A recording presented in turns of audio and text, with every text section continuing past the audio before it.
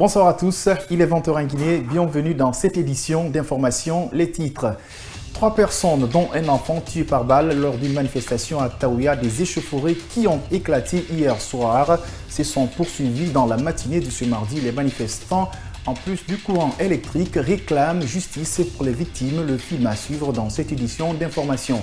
L'union sacrée des partis politiques, coalitions politiques et organisations de la société civile contre le glissement du chronogramme de la transition ne fait pas l'unanimité. Elles sont nombreuses, des formations politiques qui se désolidarisent déjà, d'autres disent ne pas se reconnaître dans la démarche.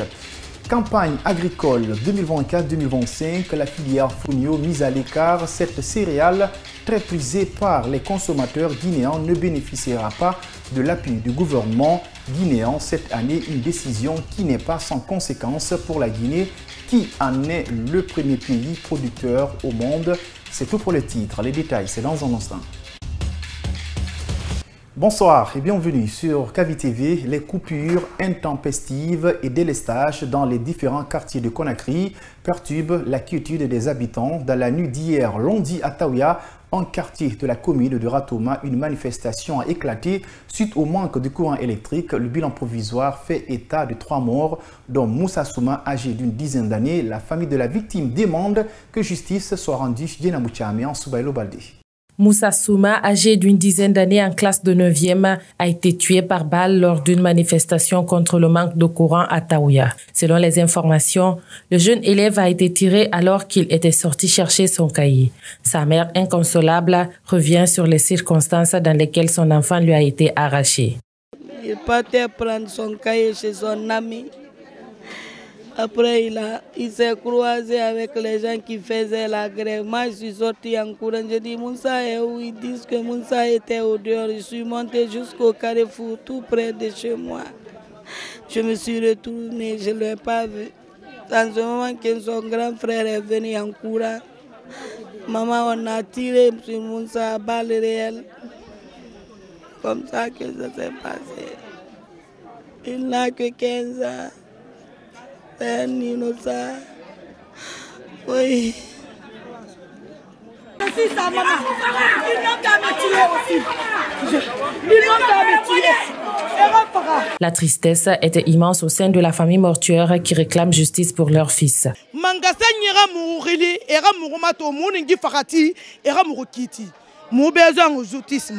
Nous demandons à l'État de rendre justice pour la manière dont cet enfant a été tué. Nous nous remettons à Dieu. Depuis hier 20h jusqu'à maintenant, les policiers nous empêchent de faire notre deuil. Ils tirent des gaz et des balles sur nous. Ils veulent nous tuer nous aussi. Comment on peut tuer l'enfant d'une personne et l'empêcher de faire son deuil? Nous pensons que l'État est là pour nous. Mais la façon dont nos enfants sont en train de se faire tuer, nous n'acceptons pas.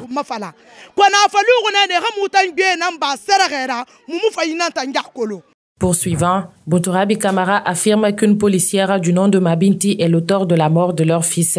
Elle revient sur son échange avec la policière. Policier guinéen, Mabinti,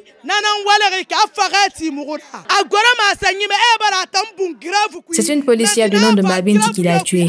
Elle se défend en disant être victime d'une manifestation. Donc elle se vengera elle aussi dans toutes les manifestations en tirant sur les gens. Elle se croit intouchable à cause de sa tenue. Nous aussi nous croyons en Dieu.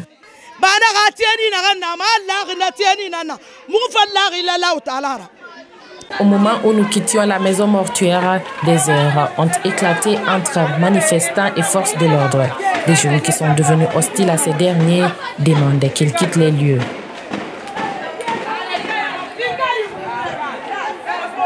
Et pour être plus complet sur ce sujet, il faut dire que les manifestations se sont poursuivies ce mardi.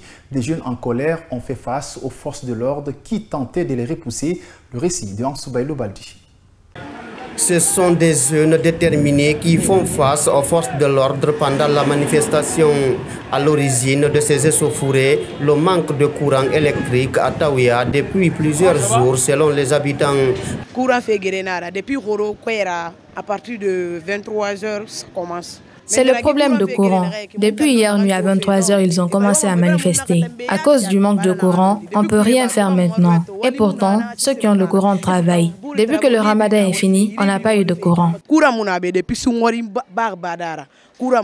Les jeunes manifestants qui réclament le retour de l'électricité dans leur quartier ont lancé des cailloux sur les policiers et gendarmes déployés pour le maintien d'ordre. À leur tour, les agents répliquent par des gaz lacrymogènes. Ça va?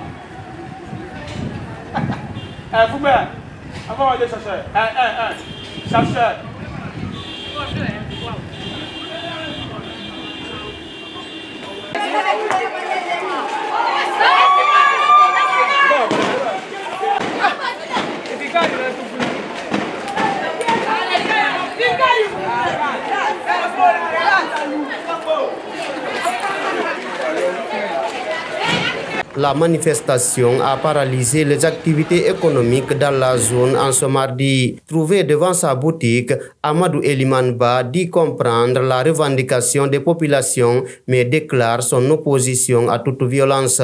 Bon, les activités, parce que c'est ralenti, parce que tout le monde a fermé les boutiques, et cela n'est pas une bonne chose pour nous. Malgré que c'est une revendication qui est importante, c'est pour tout le monde, on le fait, mais le fait de venir gâter les biens, les édifices privés et publics, moi je suis contre cela. Les protestataires ont érigé des barricades sur la route, empêchant ainsi la circulation. Et puis, la déclaration des partis, coalitions politiques et organisations de la société civile contre le glissement du chronogramme de la transition ne fait pas l'unanimité au sein de plusieurs formations politiques. Ils sont nombreux, ces partis politiques qui se désolidalisent de la position du nouveau front dénommé Union Sacrée. Ils disent ne pas se reconnaître dans la démarche à Marabangoa. Mohamed Sissé est le responsable de communication du Parti de l'Espoir pour le développement national. L'union dénommée Sacrée à l'initiative de certaines coalitions politiques et organisations de la société civile, le parti de Lansana Kouyaté ayant reçu tardivement la nouvelle pour la rencontre, certes partage la volonté de s'unir, mais cette volonté devrait obéir à certains principes. C'est quelque chose de précipité, donc les choses sérieuses méritent un minimum de concertation sur la base d'abord des valeurs.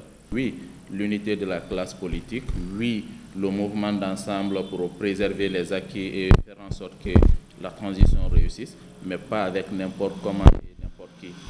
Pour Fodé Baldé de l'UFR de Sidi Touré, à ce stade de la transition, la lutte politique exige des leaders de confiance, ou du moins des voix qui rassurent. Ayant décidé de ne pas s'associer à ce rendez-vous, l'Union des forces républicaines, par la composition de ce nouveau bloc formé, trouve sa raison de n'avoir pas pris part. Les personnes que nous avons pu observer hier n'ont pas eu tort de ne pas participer, parce que la raison est tout simplement que c'est des personnes qui étaient ici il y a quelques mois en train de nous prêter, de nous qualifier de tous les noms d'oiseaux, de tous les péchés d'Israël. Des gens qui étaient ici il y a quelques mois en train d'exprimer de vive voix leur soutien au CNRD. Des gens qui nous ont plongés dans cette situation dans laquelle nous sommes aujourd'hui. Parmi les grands absents, à part l'UFR et le PEDN, l'on peut citer également le RPG Arc-en-Ciel, ancien parti au pouvoir, le Bloc libéral, le FNDC et plusieurs autres.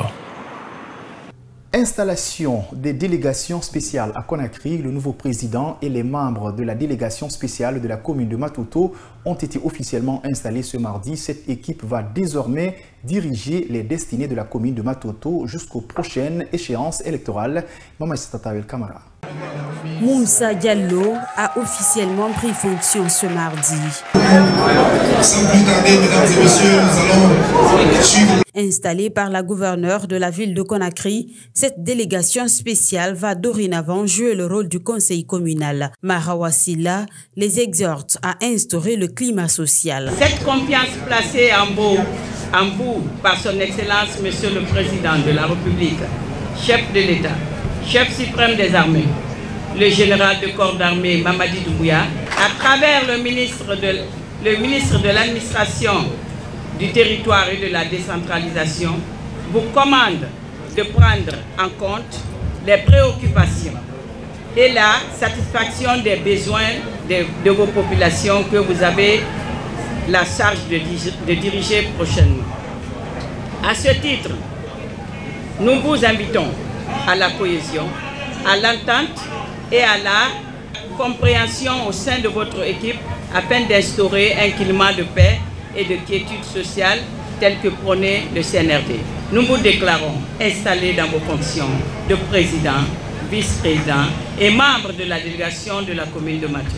Le nouveau président promet d'être à la hauteur des attentes et s'engage à travailler en étroite collaboration avec les secrétaires généraux de cette commune ainsi que les travailleurs. Je m'engage ici devant vous à toujours œuvrer dans le souci du bien commun et du service public dans l'intérêt de la commune et de ses habitants. Je vous rassure de mon engagement à instaurer un climat de travail axé sur l'esprit d'équipe.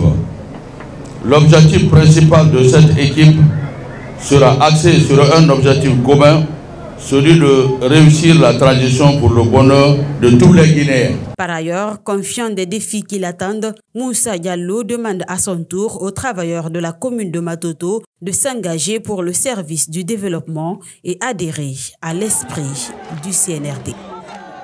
Je vous le disais en titre, campagne agricole 2024-2025, les activités ont été lancées hier lundi sur la liste des cultures prioritaires accompagnées par les autorités de la transition, la filière Fonio mise à l'écart. Pourtant, la céréale est très prisée par les consommateurs et la Guinée en est le premier pays producteur mondial. Une décision incomprise par Lansine Sangaré, ingénieur agronome. Fatoumata Khan et Ousmane Kamara, reportage. Le fonio est une céréale africaine qui, malgré son potentiel tant sur le plan agronomique que nutritionnel, reste très peu cultivée et connue. La Guinée, principal pays producteur, assure à lui seul plus de 70% de la production mondiale. Néanmoins, cette céréale a été mise de côté pour la campagne agricole 2024-2025 lancée ce lundi 22 avril sur toute l'étendue du territoire national. Un acte déploré par Lansine Sangaré, ingénieur agronome. On doit normalement valoriser le fonio. Après le riz, on doit mettre le fonio pour pouvoir non seulement donner la sensibilisation pour la consommation de fonio et donner aussi la chance à la Guinée d'être reconnue encore par les mieux connus. C'est-à-dire, parce que quand tu regardes, la Guinée est le premier pays producteur de fonio dans le monde. Tu vois que la Guinée, dans ça, cette céréale n'est pas valorisée. On valorise quelque chose qu'on n'est même pas deuxième ou troisième rang. Cette céréale joue un rôle primordial dans la lutte contre la faim et la sécurité alimentaire. Pour la valoriser, l'État doit mettre en place les ressources nécessaires. L'État doit mettre l'accent sur la production. Mais, une fois que c'est produit, les mêmes céréales sont emballées, envoyées dans les autres pays. Mais on se demande, quand tu vois la production annuelle de la Guinée, tu vois c'est-à-dire la consommation par rapport à la production, mais tu te demandes, mais ce n'est pas possible. Quand tu regardes même, c'est-à-dire si la Guinée parvient à produire à 222 000 tonnes, dans les 222 000 tonnes là, si au moins la moitié est là, est vendue dans notre pays, le fonio n'allait pas grimper aujourd'hui jusqu'à 25 000, 30 000 francs le kilo au marché. Pour cette campagne agricole 2024-2025, ce sont 81 140 hectares qui vont être cultivés sur toute l'étendue du territoire national. L'importance de développer et de maximiser les ressources agricoles internes pour répondre aux besoins alimentaires de la nation reste à prouver, conclut notre interlocuteur. Comment préserver son couple de l'infidélité, cette notion très relative et qui renvoie chacun à sa propre idée de la vie de couple et de ses limites, est un fléau qui touche de près de nombreux couples dans nos sociétés, conduisant le plus souvent au divorce. Sur les causes, signes et pistes de solutions, notre rédaction a échangé avec un conseiller matrimonial. Ces analyses dans un reportage de Salimatou Diallo. Dans le but d'aider les personnes en difficulté dans leur vie relationnelle, Alseni Sibi, conseiller matrimonial, s'est assigné le rôle d'animer les débats de sensibilisation auprès des groupes d'adultes ou d'adolescents sur le thème la sexualité et l'infidélité dans un couple. Selon lui, les facteurs pouvant conduire à l'adultère sont énormes, parmi lesquels le mariage forcé. Et quand on réalise le mariage dans ça, 2 mois, 3 mois, vous avez le mariage est doux que 2, 3 premiers 6 mois, 4 premiers 6 mois. S'il n'y a pas d'amour, ça lâche carrément. Deuxième des choses, il y a ce qu'on appelle les faiblesses sexuelles. c'est que le conflit sexuel, l'incompréhension de la méthodologie sexuelle. En Guinée, la plupart des hommes ne savent pas faire l'expression sexuelle. Donc, troisième point, il y a ce qu'on appelle le problème de l'adaptation circonstancielle. Soit tu as l'argent, tu avais l'argent, tu t'es épousé à cause de ça, et que tu cheats, ton emploi cheat carrément. Vous savez, quand un homme perd son emploi, il deviendra très nerveux. Et il calcule tous les détails qu'il n'a pas l'habitude de calculer auparavant. Poursuivant, Alseni Sibi n'a pas manqué de rappeler que dans le genre, la notion d'infidélité est propre à chacun. Ce qui fait que le fléau est beaucoup plus récurrent chez les hommes, affirme-t-il. L'homme est plus infidèle que la femme, mais l'homme sait gérer l'infidélité plus que la femme. Pourquoi l'homme sait gérer l'infidélité plus que la femme? Parce que l'homme a un objectif premier. L'objectif premier, c'est juste de se mettre à l'aise sexuellement. Mais la femme, quand la femme aime, elle s'affiche. Et dès lors qu'elle va faire le départ d'affichage, l'homme comprendra un certain changement comportemental. Au terme des échanges, ce conseiller matrimonial a véhiculé des pistes de solutions afin de sauver des relations amoureuses. Je pense que pour diminuer les cas de l'infidélité dans les foyers, il faut travailler dans le contenu avant même le mariage. Et je parle du contenu, il y a trois choses. Il y a la complicité, il y a l'amitié, il y a l'adaptation circonstancielle à travers l'amour. L'homme a perdu son emploi, il faut s'adapter à lui. L'homme a un problème sexuel, il faut l'aider pour résoudre ça avant même de le diffamer partout. On appelle de détresse pour l'ancien joueur de l'Atlético de Coléa en club de football de la banlieue de Conakry. Ibrahima Soriba souffre d'une thrombose veineuse depuis plusieurs années. Maintenant, faute de moyens financiers, la maladie a mis fin à son rêve de footballeur. Mamadou Tanouba est allé à sa rencontre.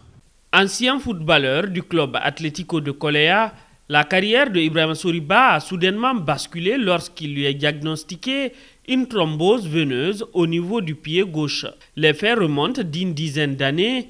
Aujourd'hui, Ibrahima Soriba se déplace à l'aide d'une béquille. Les traitements qu'il a subis jusque-là en Guinée et au Sénégal n'ont pas porté fruit. Mon pied a commencé de me faire mal petit à petit.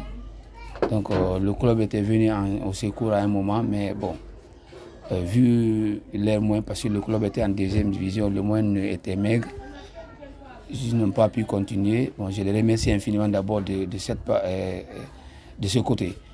Donc en ce qui suit, moi aussi, à travers des relations et mes parents, ils ont venu me prendre en charge, mais malheureusement, depuis lors, ça n'a pas abouti. Donc j'ai été hospitalisé une fois en 2012 à Niasdine. On a fait une première intervention par le professeur Touré qui est à Niasdine. Mais il a fait la première intervention, il a fait le greffe du pot. Ça a tenu d'une part et d'autre part, ça n'a pas tenu. Donc je suis resté avec ça pendant longtemps, jusqu'à présent avec ça. Mais avec les moyens, parce qu'il n'y a pas les moyens me manquent. Toutes ces années, c'est la famille qui s'occupe du financement de son traitement. Aujourd'hui, les moyens sont limités. Sa mère, Mariam Sadio Diallo, appelle à l'aide des bonnes volontés pour sauver le pied de son fils de la maladie.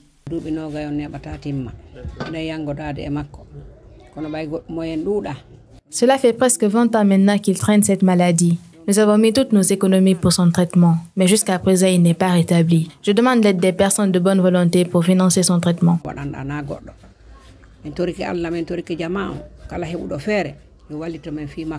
Avec une assistance financière immédiate, le pied et la vie d'Ibrahima Soriba peuvent être sauvés avant qu'il ne soit trop tard. C'est la fin de cette édition d'information à tous. Merci de l'avoir suivi et bon suite de programme sur KVTV. Au revoir.